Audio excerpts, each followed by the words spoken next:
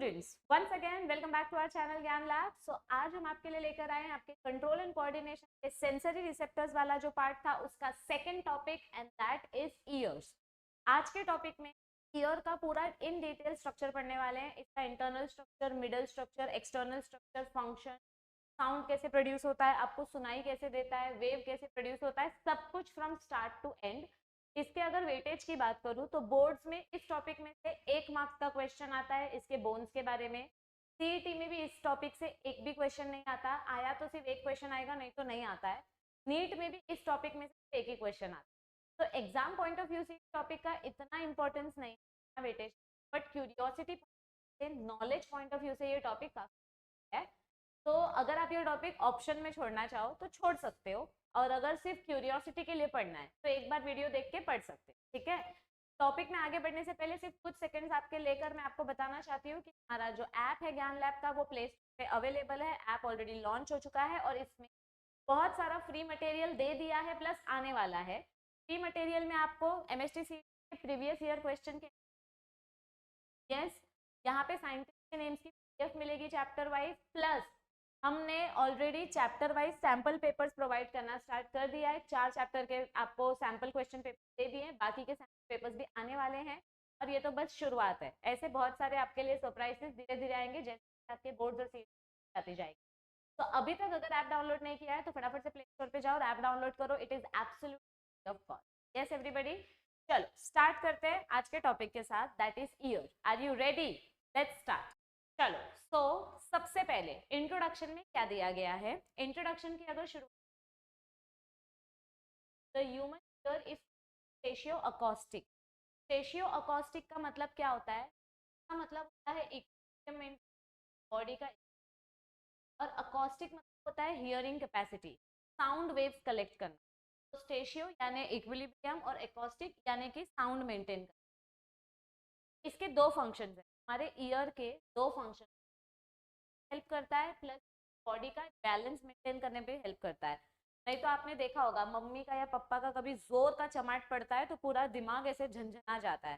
That is because आपके कान के अंदर जो लिक्विड भरा हुआ है वो लिक्विड इम्बैलेंस हो जाता है, जिससे बॉडी का बैलेंस भी, आप गिर जाते हो कनपट्टी के नीचे जब पड़ती है। एनाटॉमिकली, एनाटॉमिकली मतलब जब आप ईयर का इंटरनल, तो हमारा ईयर पार्ट्स में divide, year, middle ear, external ear. यहाँ पर देखो, this is the external ear वाला पार्ट, वाला पार्ट, और ऑरेंज वाला पार्ट है that is your internal ear. External ear आगे जाके और 3 पार्ट्स में डिवाइडेड है। अपने कान का ये वाला जो मेम्ब्रेन होता है, this membrane is known pinna, immovable होता है, इसको आप निकाल नहीं सकते, द फिक्स्ड पार्ट। फिर बीच में जहाँ से आपका wave enter, that is your auditory. Auditory canal के लिए इसका नाम क्या दिया गया है इधर पे? Ear canal. और तीसरा होता है ईयर ड्रम। ये ड्रम, ये ढम ढम ढम वाला ड्रम नहीं होता, एक मेम्ब्रेन होती है जो वेव आपकी पास होती है, वेव इस से टकराती है, इसकी वजह से यहाँ पे जो फ्लूइड भरा हुआ होता है, फ्लूइड में मूवमेंट और वो जो हलचल होती है, वो हलचल आपका इनर ईयर होता है और उस हिसाब से इम्पल्स जनरेट होता है। मतलब इसका अगर मैं एक एनिमेशन आपको दिखाऊं कि आपके कान में वेव्स कैसे पास होते हैं, ये देखो, वेव आ रही है मतलब आपको कुछ बोला जा रहा है, वो सुना, ऑडिटरी कैनाल में आपका मैसेज पास हो रहा है, यहाँ पे ये ईयर ड्रम में वो वेव ट्रांसमिट हो रही है। तो इसके वजह से यहाँ पे जो लिक्विड भरा हुआ है वो लिक्विड में हलचल होती है, वो लिक्विड हलचल को कौन रिसीव करता है? आपका, और फिर ये आपका इम्पल्स बन के आगे आपके नर्व के, ऑडिटरी नर्व होता है, ऑडिटरी नर्व के थ्रू जाएगा आपके ब्रेन के टेम्पोरल, तो हियरिंग मैकेनिज्म दिखाई देता है। एक्सटर्नल ईयर से आपको आवाज आती है, हवा आती है, तो हवा की मुंह ईयर ड्रम को बजा के जाती है। ईयर ड्रम की वजह से भरा हुआ है, वो लिक्विड में हलचल होती है, जिसका मैसेज कौन रिसीव करता है? आपका इंटरनल ईयर। और फिर इंटरनल ईयर उस मैसेज को रिसीव करके उसको इलेक्ट्रिकल्स में कन्वर्ट करके अपने ऑडिटरी नर्व के थ्रू बाहर भेजता है। तो ओवरऑल हो गया, ईयर का मैकेनिज्म समझ गया आपने, ठीक है, क्योंकि यही चीज टॉपिक के, बट इसमें एक एक पार्ट को डिटेल में स्टडी करना है। तो चलो समझ लेते हैं डिटेल। सबसे पहले बात करेंगे मैंने आपको पहले ही बोला जो एक्सटर्नल ईयर है वो 3 पार्ट में डिवाइड, कौन से 3 पार्ट्स में डिवाइडेड है? हमारा जो एक्सटर्नल ईयर है पार्ट में डिवाइडेड है, और वो 3 पार्ट्स कौन से हैं? सबसे पहले आता है ईयर, फिर दूसरा पार्ट आता है ऑडिटरी, इधर से आपका मेम्ब्रेन वेव पास होने वाला, और तीसरा आता है टिम्पैनिक मेम्ब्रेन। तीसरा कौन सा लेयर आता है आपका? Tympanic membrane. ये टिम्पैनिक मेम्ब्रेन का क्या फंक्शन है? इनके पास ही अपना ड्रम होता है। ये जो मेम्ब्रेन है this tympanic membrane, textbook का structure, cavity, this is ear drum, इसके ब्रेन को टिम्पैनिक मेम्ब्रेन। ह्यूमंस की अगर हम बात करें तो हमारा ये जो पार्ट होता है मूवेबल पार्ट, और ये कार्टिलेज से बना, not a bone, it is not a muscle. मतलब ये मसल जितना सॉफ्ट भी नहीं और बोन जितना कड़क भी नहीं, ये कार्टिलेज से बना, ये दोनों के बीच का structure. It leads into an auditory canal. तो पिन्ना, पिन्ना के बाद अंदर जो कैविटी बनती है, जो अंदर होल है आपके कान में, that canal is known, the pinna collects the end auditory canal.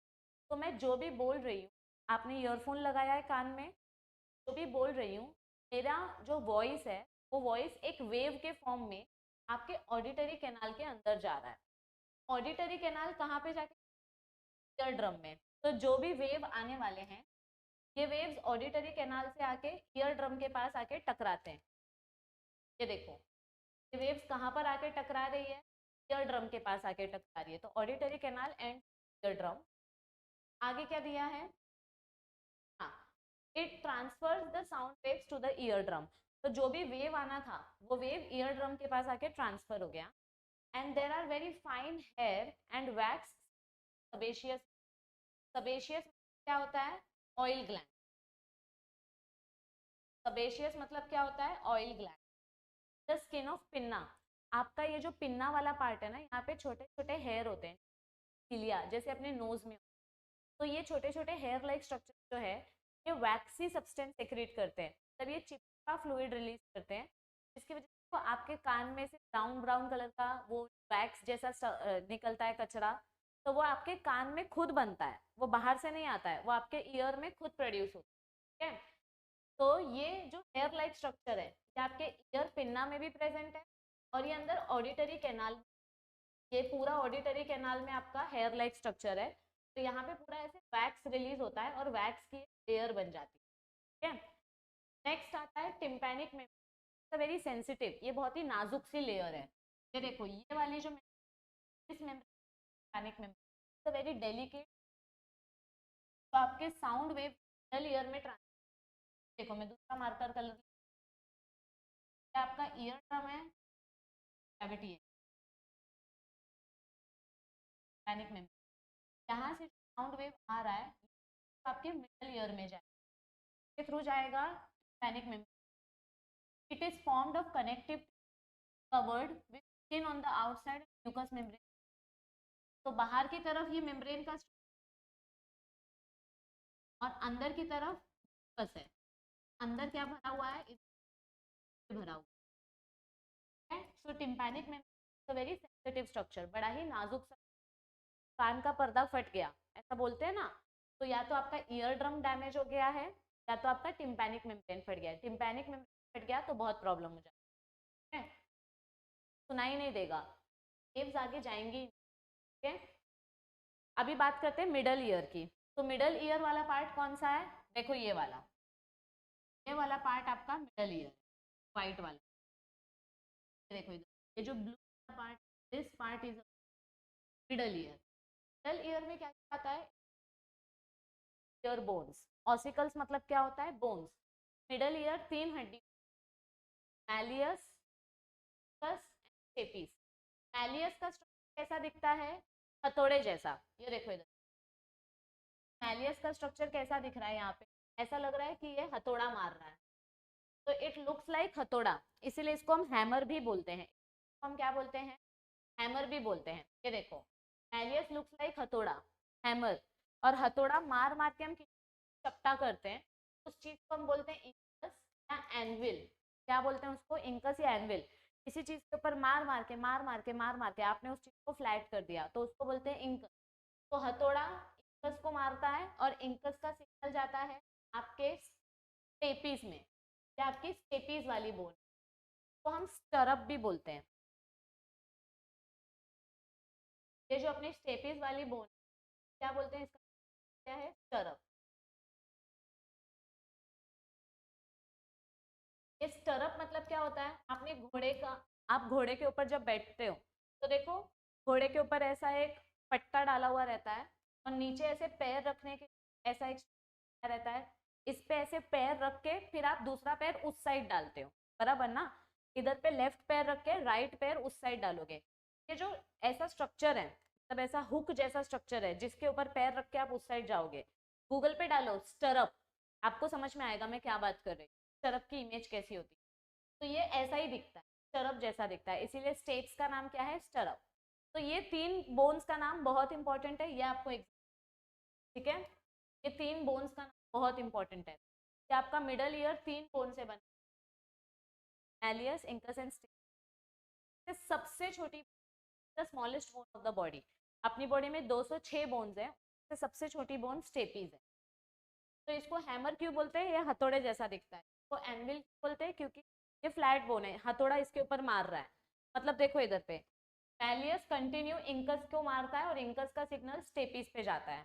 तो एनविल क्यों बोलते हैं, क्योंकि ये मार झेलता है।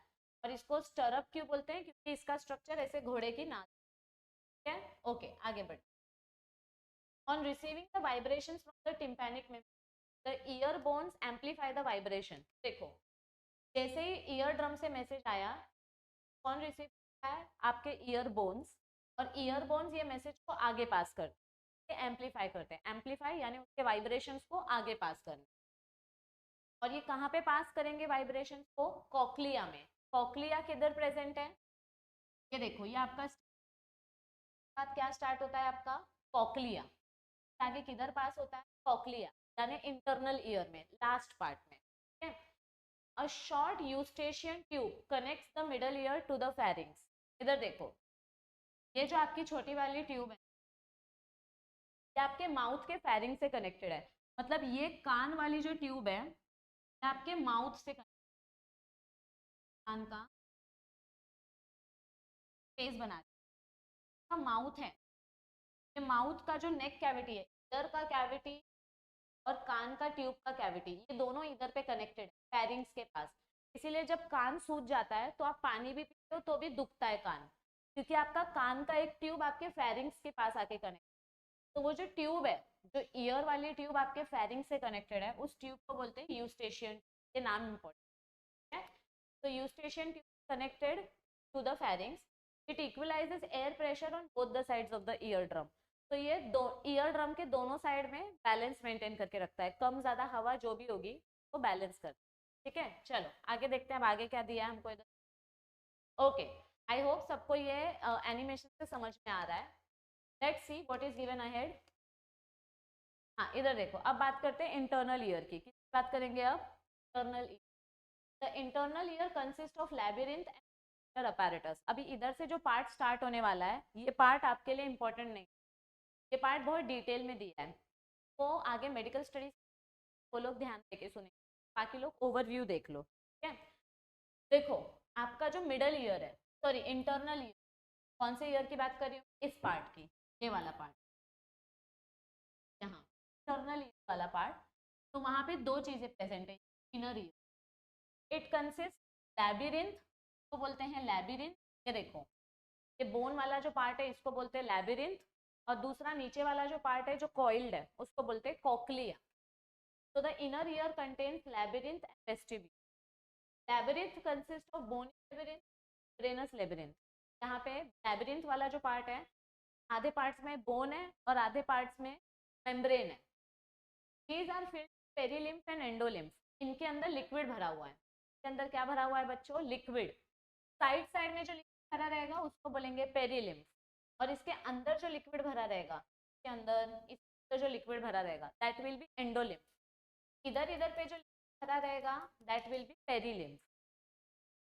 The coiled portion of the labyrinth is called cochlea. तो ये स्नेल के जैसा जो गोल गोल स्ट्रक्चर है इसको कॉकलिया बोलेंगे, ये भी लेबिरिंथ में आता है। ठीक है, okay. All right, the cochlea contains fluid filled और सेपरेटेड बाय रेसिनार्स मेम्ब्रेन, बेसिलार मेम्ब्रेन। ये देखो, सिर्फ कॉक्लिया की बात कर रहे हैं हम, बात कर रहे हैं सिर्फ कॉक्लिया की। तो कॉक्लिया के स्ट्रक्चर में क्या देखने को,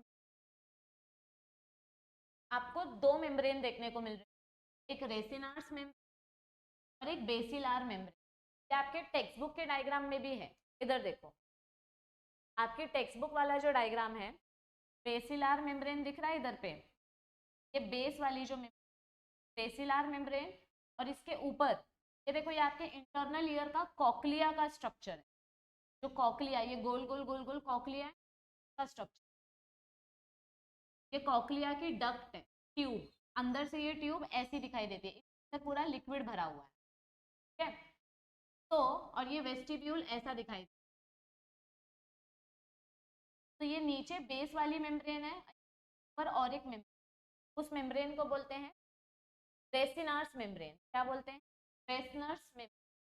तो ये रेसिनर्स मेम्ब्रेन और बेसिलार मेम्ब्रेन की वजह से आपको तीन चेंबर दिखाई देता है, ऊपर वाला पार्ट, सेकंड पार्ट और नीचे वाला part. The upper chamber towards vestibule is called Scala vestibuli. जो ऊपर वाला पार्ट रहेगा उसको बोलेंगे स्केला वेस्टिबुलाई, नीचे वाला जो पार्ट रहेगा उसको बोलेंगे स्केला टिम्पैनी। ऊपर और नीचे दोनों तरफ सेम फ्लूइड है, ब्लू कलर ब्लू कलर, मतलब ये कौन सा, ये साइड साइड में है ना, तो साइड साइड में जो फ्लूइड रहता है उसको बोलते हैं पेरीलिम्फ। पेरी म्हणजे साइड आणि लिम्फ म्हणजे फ्लूइड। ये फ्लूइड किधर से आता है मैम? ये आपके ईयर सेल्स खुद प्रोड्यूस करते हैं, ठीक है। और जो मिडल वाला चेंबर है इसको बोलेंगे स्केला मीडिया, और इसमें फ्लूइड प्रेजेंट है, उस फ्लूइड को बोलेंगे एंडोलिम्फ। तो ऊपर और नीचे क्या प्रेजेंट है? पेरीलिम्फ, और बीच में क्या प्रेजेंट है? एंडोलिम्फ। और यहाँ पे आपको और एक चीज देखने को मिलेगी, इधर पे इतने सारे सेल्स देखने को मिल रहे हैं, ये सेल्स को हम बोलते हैं ऑर्गन्स ऑफ कॉर्टी। क्या बोलते हैं इन सेल्स को हम? Organs of कॉर्टी। एकदम छोटे पटाने शेप जैसे स्ट्रक्चर है, जो किसके ऊपर है? बेसिलार मेम्ब्रेन। ये देखो, ये आपकी बेसिलार मेम्ब्रेन है, और इसके ऊपर ये रेड वाली मेम्ब्रेन के ऊपर ये आपके सारे सेल्स प्रेजेंट है, तो इसको बोलते हैं ऑर्गन्स ऑफ कॉर्टी, मतलब कॉक्लिया के ऑर्गन्स, ठीक है। चलो ये देखो, इधर भी दिया है ऑर्गन्स ऑफ कॉर्टी, ये ब्लू वाला पार्ट, ब्लू वाला पार्ट आपका ऑर्गन्स ऑफ कॉर्टी है, बटाने जैसा, ठीक है। Organs of Corti has sensory epithelium over the basilar membrane, the sensory epithelium contact with tectorial membrane. इधर देखो ध्यान से, ये जो आपका ऑर्गन्स ऑफ कॉर्टी है, सेंसरी सेल, और इनमें से ना छोटे छोटे हेयर लाइक जैसा स्ट्रक्चर, तो ऊपर एक मेम्ब्रेन कनेक्टेड, उस मेम्ब्रेन को बोलते हैं टेक्टोरियल मेम्ब्रेन। क्या बोलते हैं उसको? Tectorial membrane. तो ये जो हेयर लाइक स्ट्रक्चर है, the sensory cells have sensory hair on the free air, को बोलते हैं हेयर सेल। ये देखो, ये हेयर लाइक स्ट्रक्चर को बोलते हैं हेयर सेल। कितना डिटेल में आपके टेक्स्ट बुक के डायग्राम में, ये डायग्राम से,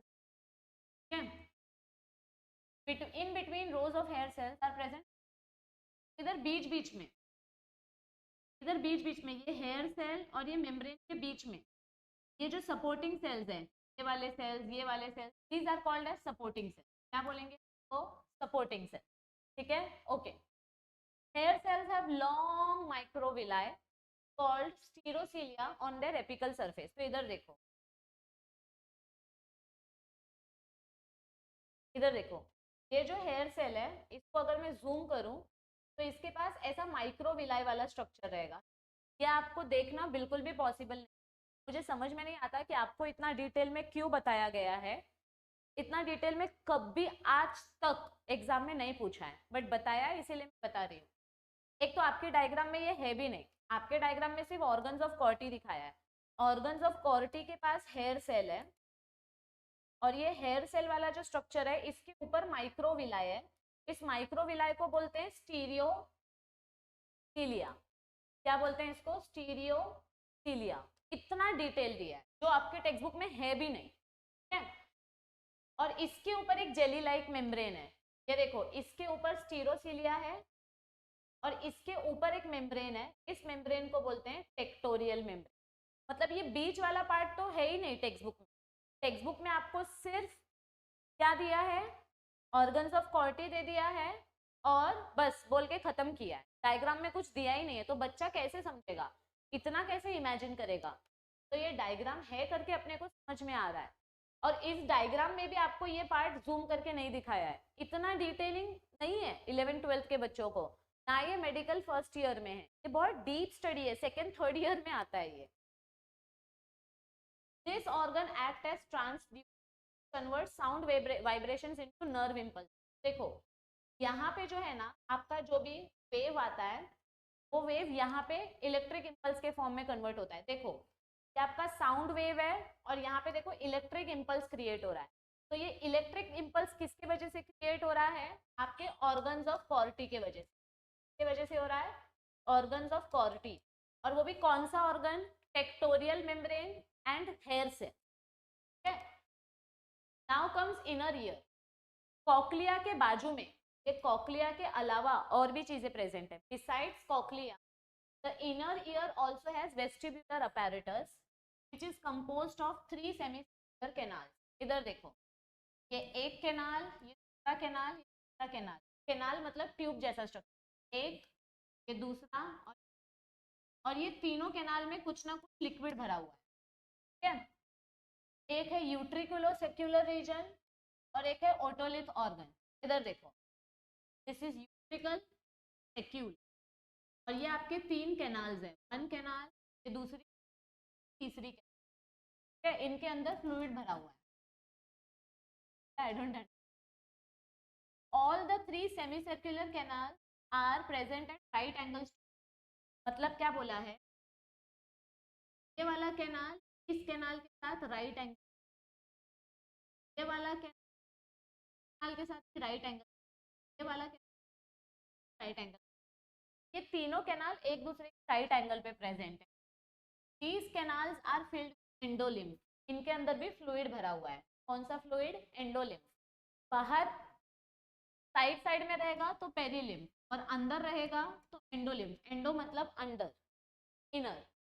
the base of each canal has an ampulla. अब इधर ध्यान से देखो, ये कैनाल के बेस में इधर पे एक एम्प्यूला है, इधर पे एक एम्प्यूला है, इधर पे एक एम्प्यूला है। एम्प्यूला मतलब क्या होता है, फूगा हुआ रीजन, अटैचमेंट।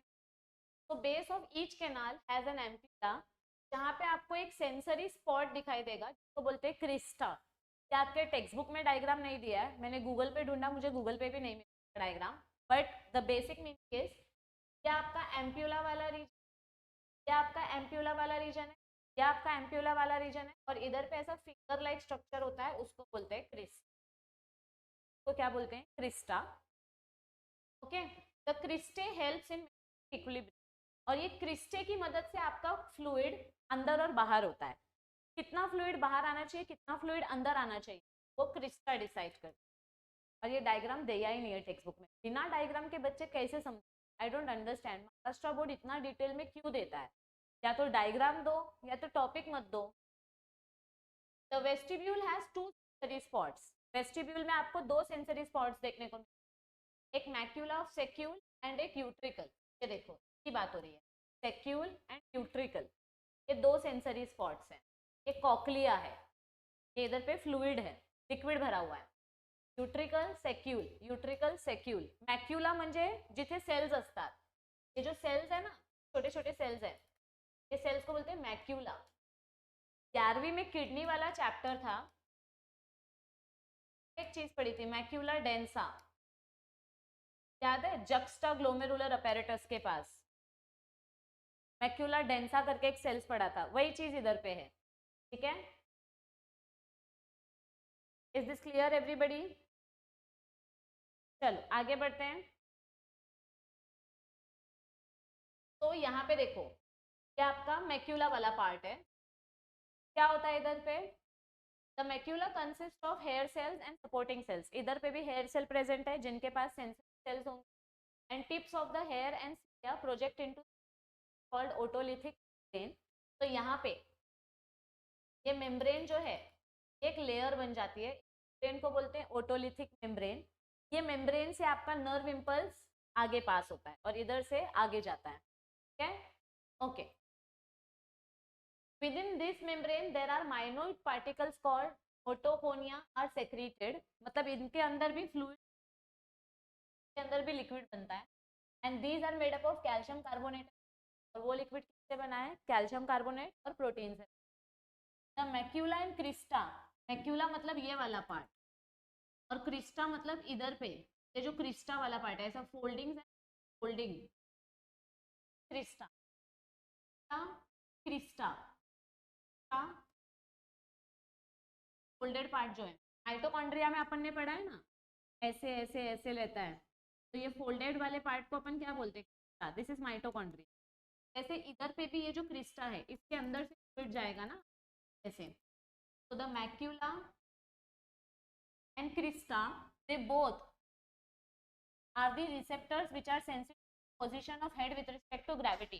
तो आपका सर नीचे है कि ऊपर है, आगे है कि पीछे है, किसी भी डायरेक्शन में आपका सर घूमने दो, आपको आवाज हमेशा सुनाई देगी। तो ये किसके वजह से होता है, फ्लूइड के वजह से, और वो फ्लूइड किसके थ्रू पास होता है, मैक्यूला और क्रिस्टे की मदद।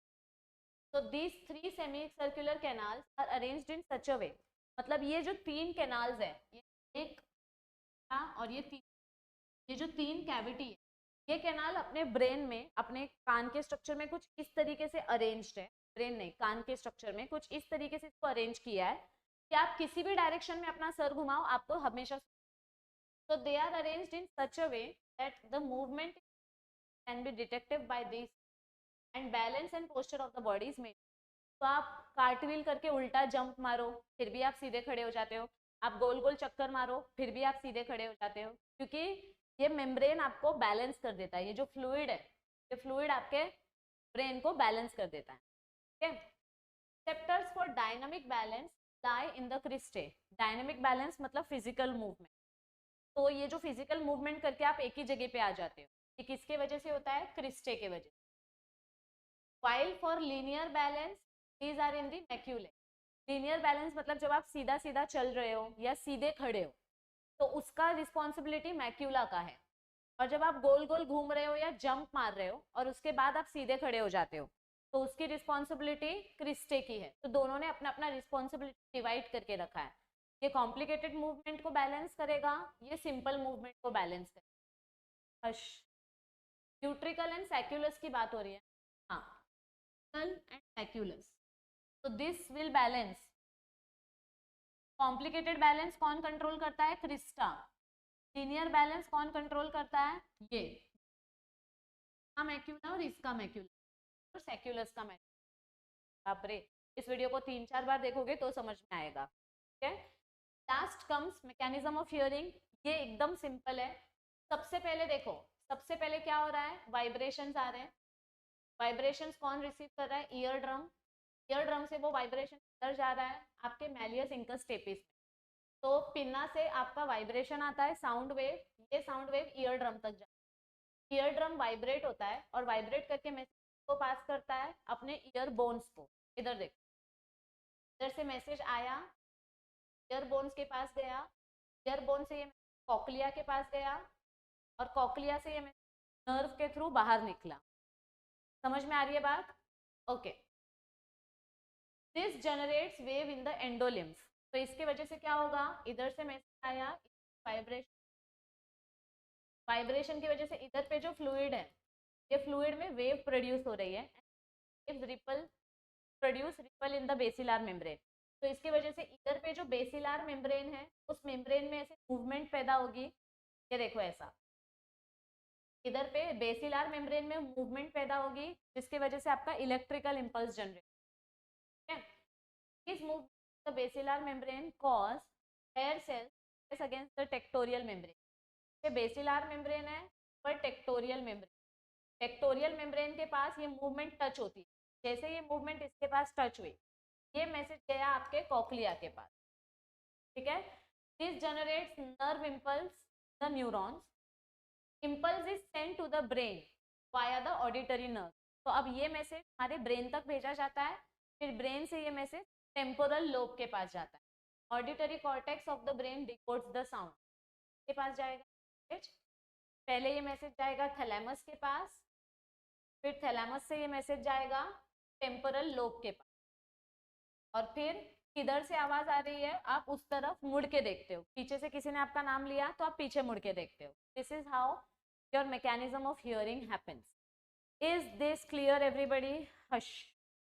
Finally the most and difficult and biggest chapter is over. सारे टॉपिक्स मैंने कवर करा दिए हैं. रिफ्लेक्स एक्शन भी कवर करा दिया है, बहुत छोटा सा है वो तो पार्ट में ही कवर. तो आई होप आपको ये टॉपिक समझ में आया होगा. जिन्होंने अब तक हमें लाइव्स बफरिंग चैनल पे फॉलो नहीं किया है, फटाफट से लाइव्स बफरिंग चैनल पे फॉलो करो. यहाँ पे थोड़े बहुत मेरे डांस वीडियोस, थोड़े बहुत एंटरटेनमेंट वीडियोस आपको देखने को मिलते हैं. Yes everybody. और वीडियो अगर अच्छी लगे तो मेक श्योर कि इसको आप अपने ज़्यादा से ज़्यादा फ्रेंड्स के साथ शेयर करें, क्योंकि एग्जाम्स नज़दीक आने वाले हैं. 21 फरवरी से आपका एग्जाम है. November is almost over. दिसंबर, जनवरी खत्म, फरवरी तीसरा महीना, 3 महीने भी नहीं बचे आपके पास. गिनती के 75 डेज है, ट्रिलियम वगैरह अगर काउंट करो तो. और अगर चैनल पे नहीं हो तो चैनल को सब्सक्राइब करो, क्योंकि बाकी के जो रिलेटेड चैप्टर्स है वो भी मैं कवर करने वाली हूँ. और लास्ट में वीडियो अच्छी लगे तो लाइक कर देना. ऐप डाउनलोड करना मत भूलना. ऐप पे आपको फ्री मटेरियल दिया गया है जो कि लेफ्ट हैंड साइड के फ्री सेक्शन में. चलो, all the best for your preparation. I will see you very soon. Bye bye, take care, thank you for watching this. Bye bye everybody.